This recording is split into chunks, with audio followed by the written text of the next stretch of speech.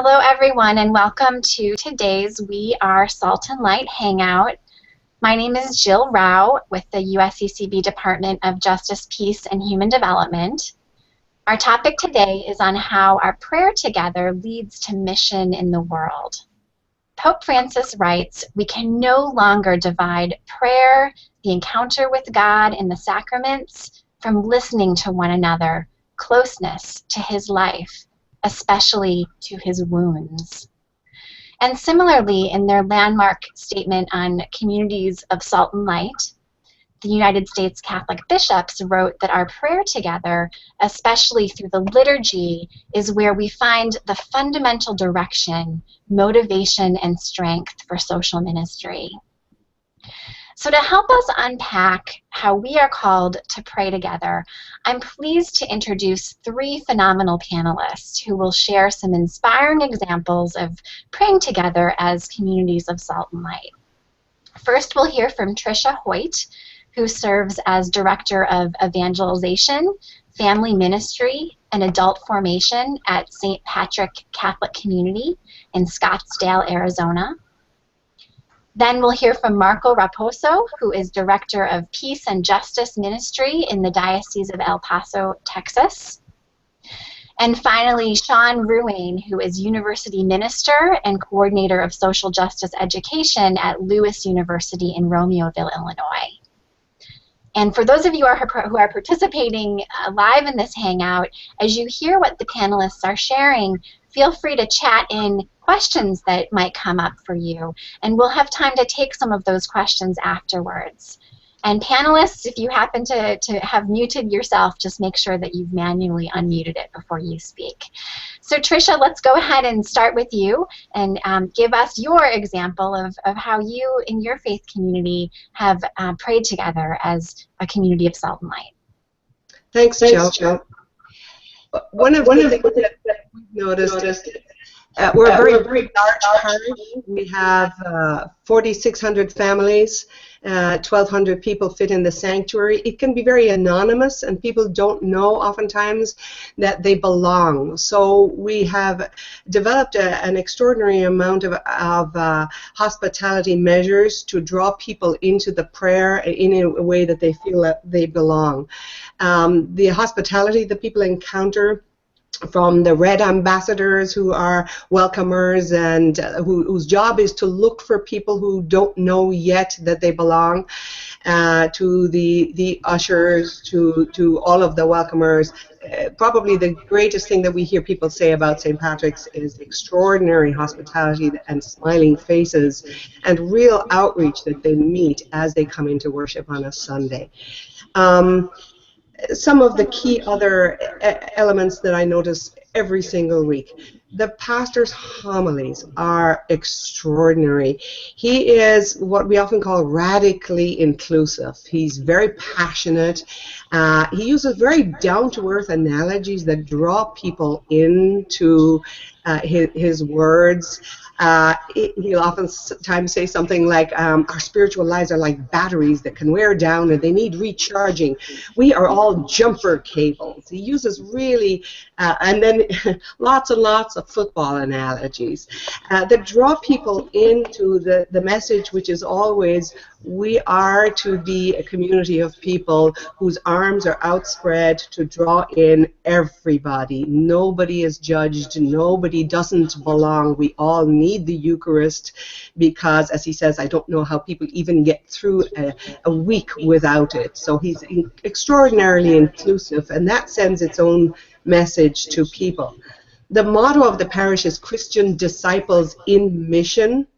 And so this idea that we're drawn in so that we can be sent out comes through everything. It comes through the music. We have a song that our music minister developed called Christian Disciples in Mission. The prayers of the faithful every week have a lovely nuance that call us to accountability. One that I found recently that was a good example. We recognize that our Catholic community of St. Patrick recognize our own shortcomings and purify our hearts. May we then extend only pure, untainted love and mercy to all around us. So there's a lovely blend in the scripting of the prayers of the faithful of this accountability so that we can be outwardly turned, which I just love. Probably the most recent thing that was quite different and that was pretty impactful was this Bags of Compassion project that you can find on the St. Patrick website if you look for it. It's really kind of an extraordinary thing. Prior to Advent, parishioners were asked to bring in items so that people who were experiencing homelessness could receive some of these items, but they weren't told the specifics. They were just given a list. So tons and tons of collecting of these items that would help people who were experiencing homelessness. During the Advent mission, we had the first night where a priest from our Catholic worker place came and spoke about his work with homeless people. The next night, much to people's surprise, he ended early and everybody was invited out into our narthex to assemble these bags of compassion which contained these items that on Christmas Day at all of the masses, we invited everybody who came to Mass on Christmas Day to take one of these bags. There were 2,600 bags assembled all together. And on Christmas Day when people came, instead of giving them a CD, which we had in previous years, or a book or something like that, we gave them a bag of compassion, or invited them to take a bag of compassion, which they were then, they had instructions with it. They were instructed to bring the bag of compassion to somebody experiencing homelessness, and not just to give it, but to actually have an encounter where they would engage and find out the person's name. And they had a little card then that they could bring back to the church to write that name on for us to enter that person into our prayer. So really to cut through the anonymity of people experiencing homelessness. And the fact that we did it at Christmas Day when so many people come who are not normally there really just made a huge impact to people who just don't conceive of that as being part of what's called for from their worship experience. So that was pretty impactful. We've seen people on Facebook make comments about how they went to this church that they didn't often go to, and they had these bags of compassion, and how they had met now and encountered and shared stories with people as a result of that. So those would be my primary examples. Great, thank you so much, Tricia. What a beautiful example of how your faith community really lives out the call to pray together. Next, we're going to turn to Marco Raposo. Go ahead, Marco, and share with us your example.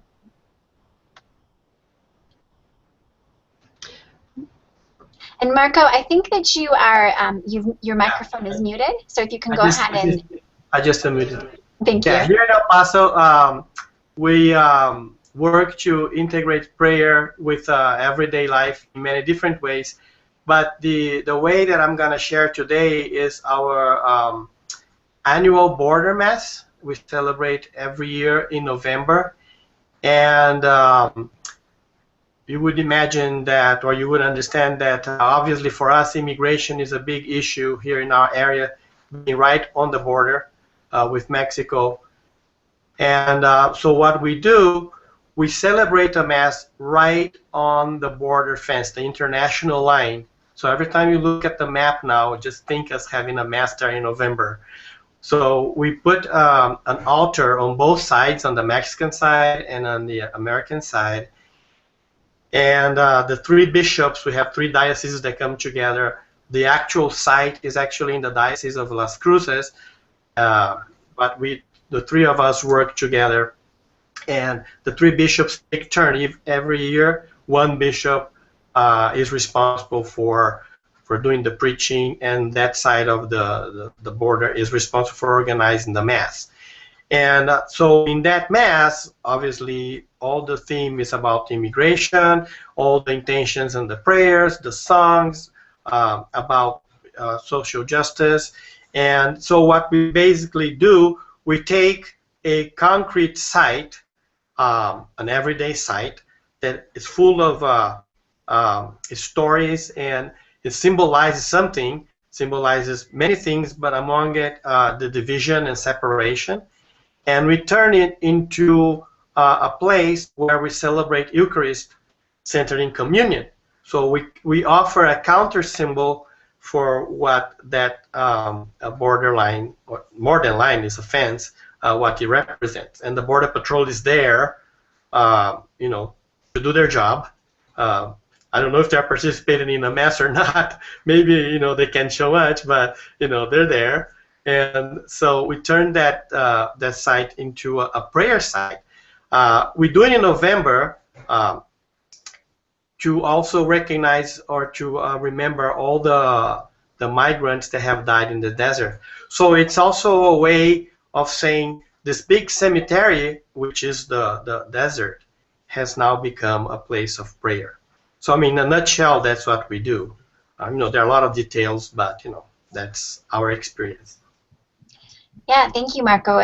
I wish I could have been or may have the opportunity in the future to be at one of those masses, and it strikes me that there's ways that we could each look at the borders that are in our own communities and do something similar. So thank you for inspiring us with that. And finally, let's turn to Sean Ruane from Lewis University. Go ahead and share your example with us, Sean. Hi, everyone. So as Jill said, my name is Sean.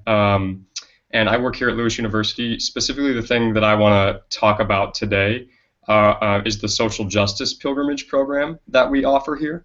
The pilgrimage programs is a really unique combination.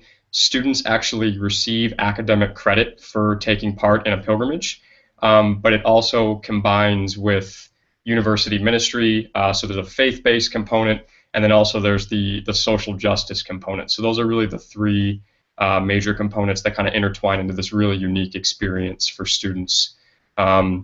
We currently offer two at the university. One of them is a civil rights and nonviolent conflict pilgrimage, where we travel to 5 cities in 8 days, visiting all of the sacred sites from the civil rights movement and really connecting that movement back to current race relations today. Secondly, we offer one, probably good that I followed after Marco, to the U.S.-Mexico border. We travel to 3 cities in Arizona, 2 of them being border cities. And these pilgrimages are really intended to help students, you know, like usually on a university there's such a culture of service, but these pilgrimages are really intended to help students take a step back and to critically reflect and analyze about what are these social issues, what are the root causes, what's going on here, and then what can we do to create social change. So you could imagine, you know, for college students, really for anybody, but for college students, these are really difficult issues to wrestle with, and so prayer is fundamental to these experiences. I mean, we really ground the nature of everything that we do in prayer and reflection. And we really do that in 2 ways. One way is every morning of our pilgrimage, we meet together to pray, to reflect as a group, to kind of all start at the same base level of grounding our day in prayer and giving our thanks and our praise to God. And then in the evenings, when students have gone through all these experiences and they've seen these difficult things or had these difficult conversations about these injustices, we're taking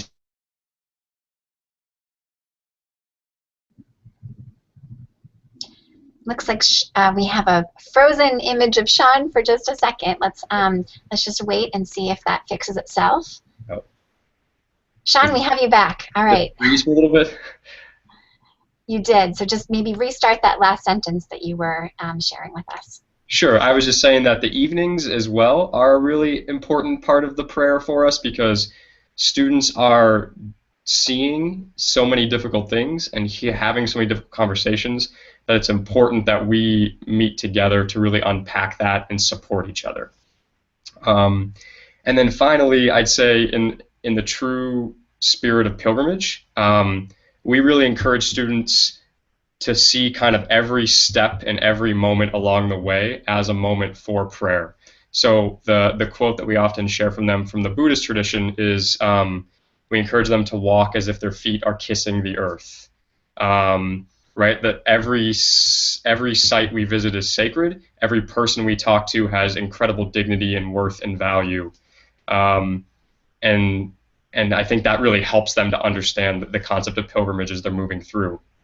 The last thing I'll offer is Lewis is a Lasallian university, and one of the things that we do as Lasallians is we always start our prayers by saying, "Let us remember that we are always in the holy presence of God." And that's very much embedded into our pilgrimage experience because, we try to always remember, no matter where we are and what city we're at or what we're doing, God is always right there in our presence, not just when we pray, but at all times. So that's kind of some of the ways that prayer has worked into that program. Great, thank you. What beautiful examples from all of our panelists of praying together as a community of salt and light. So I encourage participants as you're viewing this, if there are things that are coming to your mind that you'd like to ask our panelists, feel free to chat those in. I do have a couple already. This is a question for Tricia specifically, but certainly the other panelists could also feel free to offer thoughts. Tricia, do you have any ideas for assisting a pastor to incorporate social concerns into his homily? Sometimes pastors prefer not to talk about issues that they think might be divisive. So any ideas on that, Tricia? Yeah, it really can be tricky because it's rather difficult just to say to a pastor, you just have to grab your courage and go with it. They don't always necessarily want to hear that all they need is courage. One of the most helpful things, of course, has been grabbing on to whatever the latest thing that Pope Francis has said. We have a lot of pastoral meetings with our pastor, and at the director's level. And I've discovered that if we can really assist him to recall the various different exhortations from Pope Francis, he's really will just kind of jump right onto that and include it. But to be honest, we don't have to face that too much in our particular parish because our pastor really is very, very courageous. We also have a retired priest who is an extraordinary biblical scholar in his own right.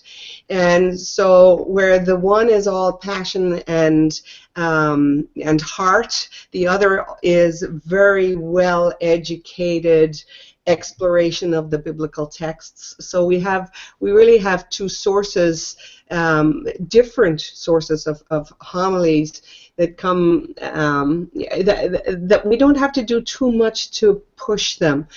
In other parishes, though, in our diocese, we do have that difficulty, and other than drawing on council documents and Pope Francis, those would be my two major suggestions. It's hard, though. And I'll just supplement that. I heard some really fantastic advice from someone who works with training priests. This person was saying that it often is really effective to tell stories, to speak to people's experiences, to ask questions in homilies is oftentimes a lot more pastoral than just articulating why they should believe a certain thing about a certain issue, but to help people really reflect and to think about how an issue is being experienced or the stories that might be happening in their own community might be a less divisive way of approaching preaching. That's one piece of advice I heard. Another question that I'm seeing come in, this question, clearly God is a foundation in these three examples of prayer. Have the panelists noticed or heard from others how they notice God's love or presence showing up in these experiences? How have you experienced God through these experiences that you just articulated?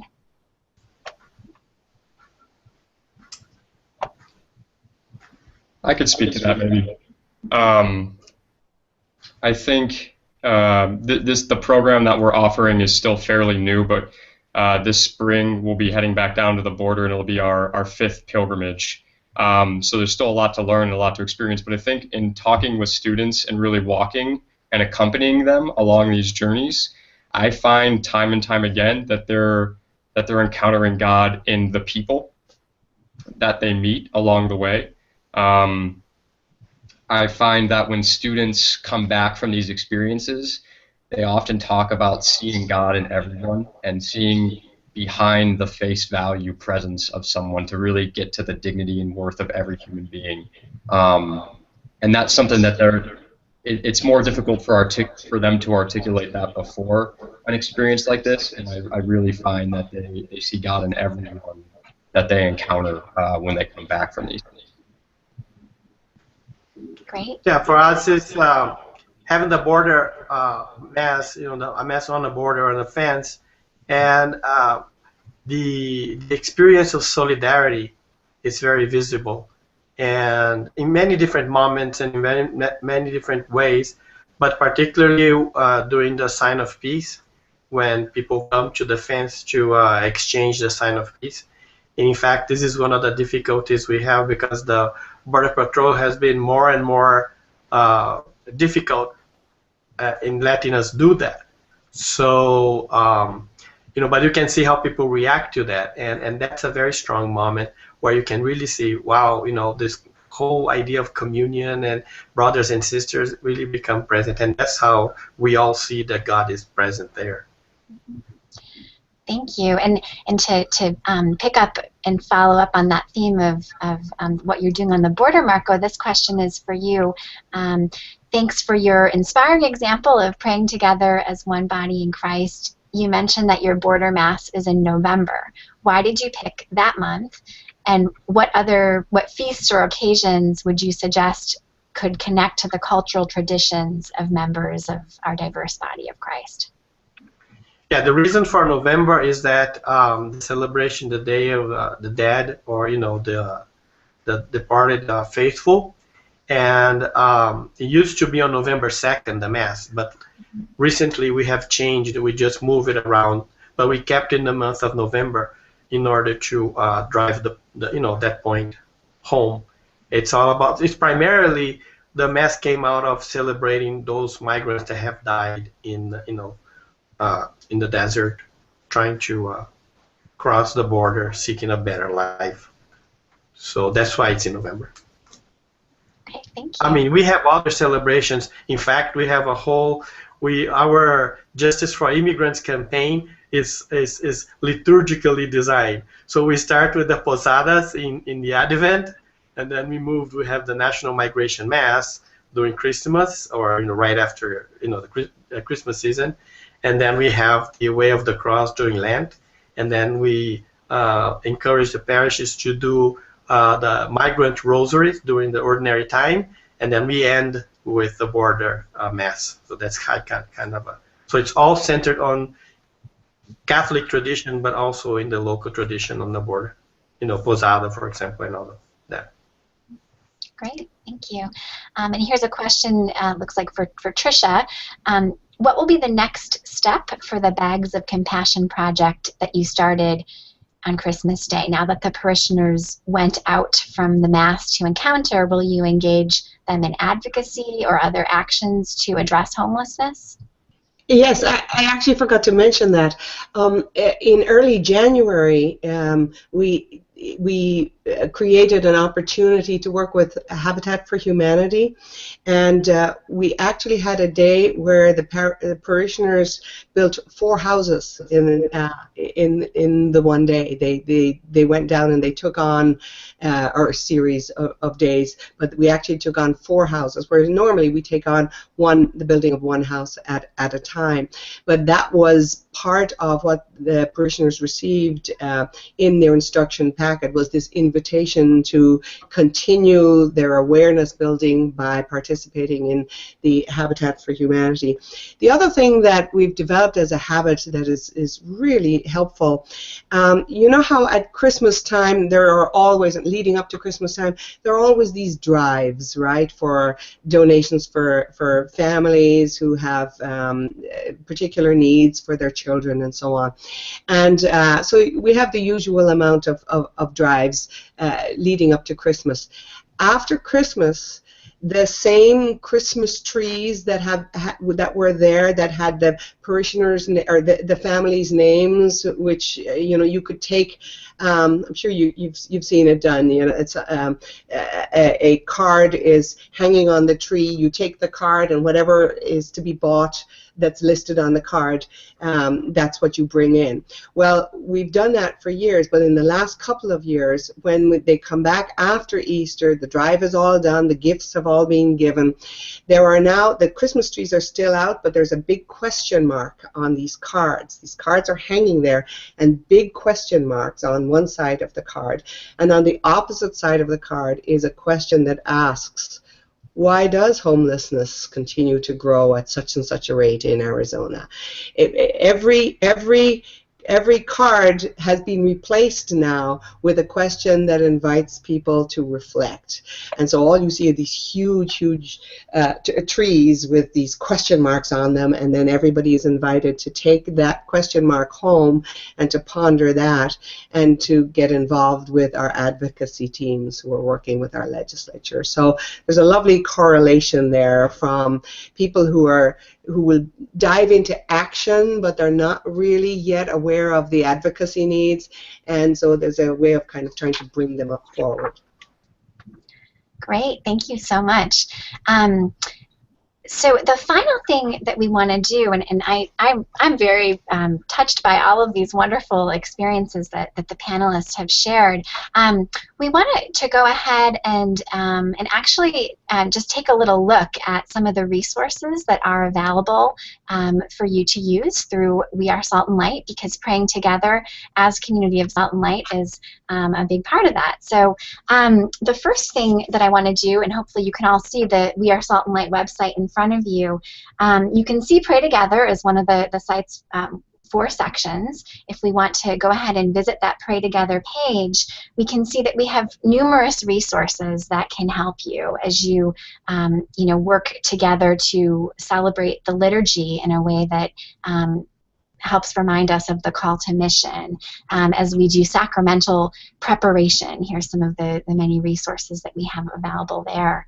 As we prepare for, as preachers prepare for homilies, we have this scripture section which can assist them in connecting some of the readings with the messages about our call to mission. And we have lots of resources for praying together as a group or as a family.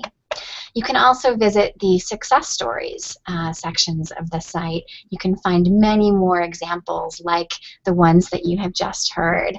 And there are numerous, actually I think there's over 60 stories on the site at this page.